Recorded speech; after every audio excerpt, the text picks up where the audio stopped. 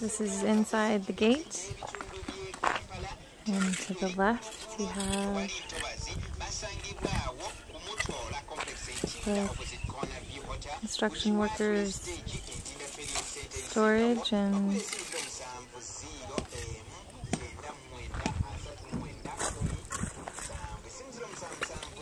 over here will be our vocational training area.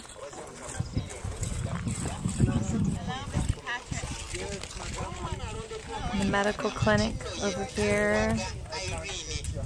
Coming back outside the gate to the left is where our Say No to Hunger training area will also be. We'll build a facility there and have our water